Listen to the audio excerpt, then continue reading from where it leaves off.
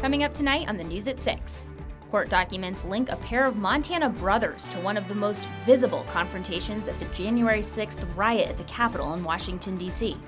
Plus, I believe this is the most important community partnership that Carroll College has gotten involved with, perhaps in its history. Nelson Stadium will soon play a big role in COVID-19 vaccine rollout. From Montana's news leader, this is MTN News at 6. Good evening. Welcome to the News at 6. I'm Marian Davidson. Thanks for joining us. Court documents say two Helena area brothers have been connected to the January 6th riot at the U.S. Capitol in Washington, D.C., and they are accused of being at one of the most visible confrontations with authorities inside the Capitol. MTN's John Riley reports. Court documents say Helena area brothers Joshua Calvin Hughes and Jared Wade Hughes turned themselves into Helena police after seeing national news coverage from the Helena Capitol and believing they were wanted by the FBI. Joshua and Jared Hughes each face 9 charges for their alleged involvement in the riot. Prosecutors say the brothers were among the first 10 rioters to enter the U.S. Capitol at that part of the building. Jared Hughes is accused of working with another man to kick open a door that would let more people enter the building. From there, court records say the crowd began to move towards the Senate floor. According to investigators, the two met up with another suspect, Douglas Austin Jensen, who had engaged with a lone Capitol police officer, Eugene Goodman. Images of surveillance video show the mob advancing up a flight of stairs towards Goodman. Goodman has been called a hero for baiting the rioters away from the Senate floor while lawmakers were still evacuating. Goodman led the crowd to an adjacent hallway and backup, where the confrontation continued until rioters left the atrium. Investigators say the Hughes brothers were among a group who then forced their way onto the Senate floor, where video captured the two men opening senators' desks and reviewing sensitive material inside. The Hughes brothers are 2 of 3 Montanans now that have had charges filed against them regarding the Capitol riots. The other was a Dillon man who was arrested and released last week.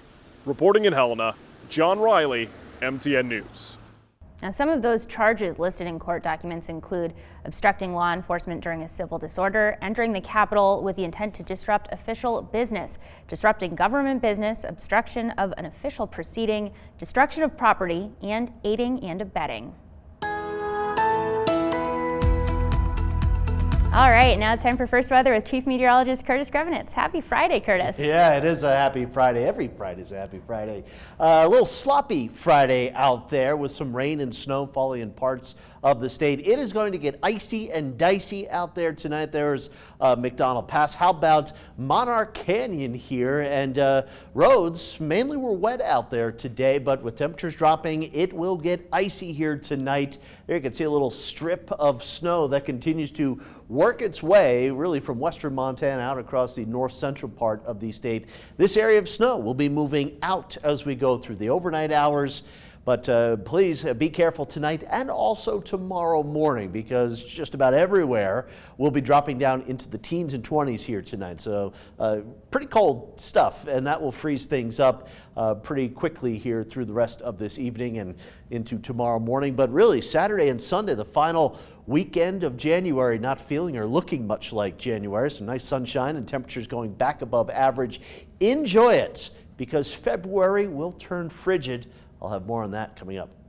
All right, thanks, Curtis. The Lewis and Clark City County Board of Health expanded operating hours for gyms, bars, restaurants, and casinos. The new plan allows them to operate from 4 in the morning until midnight. Now, previously, they had to close at 10 p.m. Bruce McCullough, who owns Miller's Crossing and serves as president of the Tri-County Hospitality Association, said the change will have 2 big impacts. 1, it will provide more hours for servers who usually make the bulk of their tips from 10 at night till 2 a.m. And 2, it could make the roads safer. Taverns were seeing people drive across county lines to continue drinking. When things closed down here, the amount of traffic and people that were driving that 4 miles and to those taverns and packing those places full, and then having to turn around and drive back to Lewis and Clark County at midnight or 2 o'clock in the morning, I see it, or my association saw it, as potential public safety issue. McCullough also said COVID-19 prevention is not just the responsibility of businesses. He asks everyone to follow guidelines and stay home if you're feeling sick. And Nelson Stadium will soon become a COVID-19 vaccination site, and that will be a big help when it comes to distributing the vaccine. MTN's Alexia Guayo explains the partnership between Carroll College and public health. Soon you'll notice a line of cards outside Carroll College Nelson Stadium. These cards represent those receiving the second dose of the COVID-19 vaccine. I believe this is the most important community partnership that Carroll College has gotten involved with, perhaps in its history. Carroll College announced over 200 students, faculty, and staff will be involved at Nelson Stadium to administer the COVID-19 vaccine with a drive-through clinic. This clinic will only offer the second dose of the vaccine. One health official says this second site will expand services in all areas. Right now at the fairgrounds, we're doing second doses on Thursday and Fridays. And so that'll open up first doses out at the fairgrounds on Thursday and Fridays. This expansion allows the county to double its vaccine distribution capacity. The current average is 120 people getting vaccinated every hour at the fairgrounds. Public health admits having a second location would have caused staffing issues without Carroll College stepping in. If we limit it to one site and one set of staffing, people get burnt out, first of all, right, those existing staff, and we really can't do it. Carroll College says they are scheduled to begin this drive-through clinic on February 11th. In Helena, I'm Alexi Guayo, MTN News. Staff will verify each person who goes through the clinic at Nelson Stadium by checking their vaccination cards. We have more information on our website, ktvh.com. And speaking of vaccinations, Montana is approaching the milestone of 100,000 COVID-19 vaccinations, and state leaders are asking the federal government for more vaccines. Montana is set to get more than 15,000 more first doses next week. But during a news conference today, Governor Greg Gianforte said the state has the capacity to administer twice that amount. He said Montana is one of the top states when it comes to administering the vaccines it gets, but among the bottom states when it comes to the number of doses received per 100,000 population. Gianforte said Montana is not being rewarded for its efficiency in getting the vaccine out. And now taking a look at the state's COVID-19 situation, active cases of COVID-19 and hospitalizations from the virus here in Montana continue to decline. As of today, there are about 3,600 active cases, and active hospitalizations are down to just over 100. One death was reported since last night, bringing the statewide death total to 1,226. There's another chance coming up to sign up for healthcare. There will be an open enrollment period on healthcare.gov from February 15th to May 15th. The Biden administration did this in response to so many people being out of work across the country. You'll be able to purchase health insurance if you do not have an employer providing it. A nonprofit called Montana Navigator is here to help with sign up. People can reach out now to make an appointment. Really, it's a one-stop shop. If somebody has health insurance questions, they can reach out to one of our folks, and we'll spend as much time as they need to make sure that they get everything. We have contact information for Montana Navigator on our website, ktvh.com. And still ahead on the news at 6, we will introduce you to a peer support specialist that uses shared experiences to help others. From Montana's news leader, you're watching MTN News at 6. Welcome back to the news at 6. Shared experiences can be a powerful tool to help people overcome substance abuse disorders, mental health struggles, or psychological trauma. And peer support specialists tap into their own experiences to help others. MTN's Phoenix O'Connor reports. Peer support is reliable, trustworthy. They're there when you need them. For Montanans fighting addiction, the modest room in the back of a local laundromat offers hope. In the corner hangs a sign, Extraordinary Distances. Extraordinary Distances offers peer support. It's a growing profession in the state. Practitioners are licensed through the Department of Labor and certified through the Montana Board of Behavioral Health, and it's based off real-life experience. Erica Durham is one of about 100 peer support specialists in the state. Support is based on lived experience. My education, my background is irrelevant when it comes to how I connect with another person. She aims to help Montana women like Erica Grove. From absolutely nothing. I was pregnant with my daughter and I had nowhere to go. I was living on the streets, I was homeless, sleeping outside, sleeping at God's Love, anywhere I could. Grove has been sober for 9 months. Her life changed until she got a phone call while she was laying in a hospital bed and was told her newborn was going to be taken by Child Protective Services. It was Durham who helped prevent that from happening. I couldn't have done it on my own. Just couldn't. She gave me hope. Peer support specialists offer a variety of help. They can offer rides to court appearances or treatment, help finding a job, as well as mentoring, guidance, and advocacy. I could help them see the gifts that was inside of them that they can't even see within themselves when they're at their darkest places. That's what Extraordinary Distance offers. Because you only have moments in time when you're dealing with addiction before that struggle becomes too much and they may go back out and use. In Helena, Phoenix O'Connor, MTN News. All right, and now with what everyone really wants to see, what the weather will look like this weekend. Here's Chief Meteorologist Curtis Krevenitz. Well, this weekend will not look very much like next weekend here. Kind of mild temperatures out there with mostly sunny skies, but there's the Arctic air. Here we go into this Sunday, still pretty mild over Montana, but here it comes. Tuesday and a Wednesday, a little colder, but the real Arctic stuff could be headed into the state here about a week from today. And we're likely headed below zero. Winter is finally here in February. More on the forecast coming up next. Tracker weather starts now with Chief Meteorologist Curtis Krevenitz. All right, welcome back, everybody, and happy Friday again to you all. The biggest issue tonight into tomorrow morning, still a little lingering snow and road surfaces icing over. Great Falls in the last hour, we've gone from 33 now down to 28 degrees. A little mix of rain and snow in Great Falls, and also a little mix of rain and snow in the Helena Valley with some snow, several inches into the hills around town. Still about freezing, though, in the capital city at 36, but temperatures are dropping and will continue to do so here across the state. And it wasn't across the state that we saw snow and a little rain, but there has been some precipitation nonetheless. The snow moving out of the Great Falls area around Highwood, through Belt. Boy, some good snow out there over through about Geyser. The Highwood's getting hit pretty hard. We've got some snow in the direction of Lewistown here. Still some snow moving up on the High Line, moving out through Fort Belknap and Dodson and Malta, Whitewater, out through Saco and Glasgow, eventually getting into some of that snow here in the next, I want to say about an hour or so.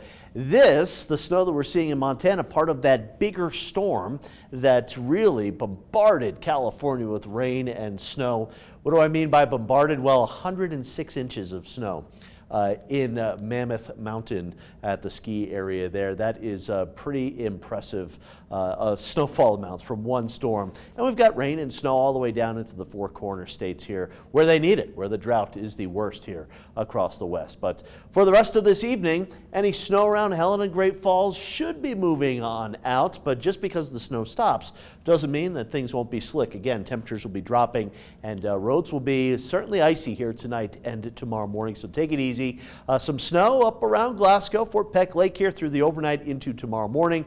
Speaking of tomorrow morning, may start out a little on the cloudy side, but by late morning into the afternoon, boy, we're in for a lot of sunshine, not only Saturday, but also into Sunday, looking at a lot of sunny conditions here for most of the state, save the northwest corner of Montana up there around Libby and Whitefish, Kalispell.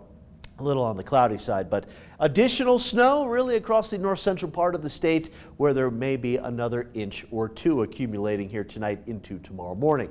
Speaking of tonight, look at these lows down into the teens here, so not a brutally cold night, but certainly the temperature dropping after the wet conditions we had today will make things slick. A little snow around Glasgow here, some snow around Lewistown and around the Helena area. Still maybe a few flakes here, but most of that snow is moving on off towards the east. Tomorrow, Looking at mostly sunny skies, temperatures in the 30s and the 40s. For Sunday, a sunny day with highs in the 40s to even near 50 degrees in some areas. A little breezy, southwest wind 10 to 20 miles per hour. Heading into Monday, February 1st. And warm air carrying over into the next month here. Look at these highs. 53 Jordan, 53 in Havre, 51 in Cup Bank, and 55 in Great Falls. A lot of the state in the 40s, if not the 50s. And then heading into Tuesday, here comes the first in a series of cold fronts. Highs in the 40s out ahead of that front early on, but by later Tuesday, cold air and snow will be working in across most of the state. So Helena, slick tonight, tomorrow morning, but pretty nice out there Saturday and Sunday with mostly sunny skies, even into Monday. Tuesday night into Wednesday, a round of snow, then Thursday night into Friday. Friday's high of 19, likely going below 0 Friday night and next weekend. Parts of the state could be down between 20 below 0 and 40 below 0. That might be without the wind chill. For Great Falls, a mild weekend. Again, watch out tonight, tomorrow morning for some slick conditions. Tuesday night and Wednesday snow, Thursday night, Friday snow, and the first weekend of February will be frigid. Thanks, Curtis. Well, coming up, there has been a lot of talk about Democrats using budget reconciliation to get the COVID-19 relief bill passed. But what is budget reconciliation? Joe St. George will explain next. From Montana's news leader, you're watching MTN News at 6. Welcome back to the News at 6. President Joe Biden has been busy signing executive orders since taking office. But one item on his agenda still has not passed: COVID-19 economic relief, which could include more checks for Americans. Now, that could be passed in the coming days as the Senate prepares to possibly approve a bill using what is known as reconciliation. Now, remember that term. It is a procedural tactic that you'll hear a lot more of over the next week. Joe St. George explains exactly what it is. Uniting our people, uniting our nation. The president may be calling for unity, and his White House may still want a bipartisan deal, but Democrats on Capitol Hill are starting to sing a different tune. We cannot simply take no for an answer. The work must move forward, preferably with our Republican colleagues, but without them if we must. So what is allowing Democrats the option to go it alone without Republicans? Well, it's a process known as budget reconciliation. Currently in the Senate, 60 votes are needed in order to stop what's known as a filibuster. A filibuster happens when one party decides to block a bill from passing into law. But budget reconciliation allows certain bills to pass with a simple majority, 51 votes, something Democrats have with the vice president breaking any ties. So what qualifies for the reconciliation process? Well, it's been around since 1980. 21 bills have become law this way. Taxing, revenue, and spending bills can pass using this process. It can't be used to impact Social Security, and it can't increase the federal deficit after 10 years. However, it has a lot of gray area. The Congressional Budget Office and the Senate parliamentarian decide if a bill qualifies to pass this way. The current Senate parliamentarian is Elizabeth McDonough, and we don't know yet whether she thinks President Biden's $1.9 trillion bill qualifies. Some question if raising the minimum wage should require more votes. There have been times in history when Senate leadership has fired the parliamentarian based on their advice and replaced them with someone who shares their view. We know this all sounds complicated, but a lot is at stake. Stimulus checks, raising the minimum wage, but unity may also be at stake if Democrats go at it alone without any Republican votes. In Washington, I'm Joe St. George. All right, and we'll wrap things up here on the News at 6 when we come back. From Montana's news leader, you're watching MTN News at 6. Get ready to give your brain a little workout or get totally frustrated. It is National Puzzle Day today. Now take your pick. There are a ton of different puzzles: jigsaw, crossword, trivia, word searches, brain teasers, Sudoku. There are a lot of options to help improve your memory, cognitive function, vocabulary, and language, as well as problem-solving skills.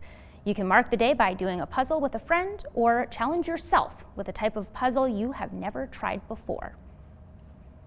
All right, and that does it for the News at 6. We'll be back here tonight at 10 with your latest local headlines and another look at the weather. Try a puzzle in between now and then. We'll see you at 10.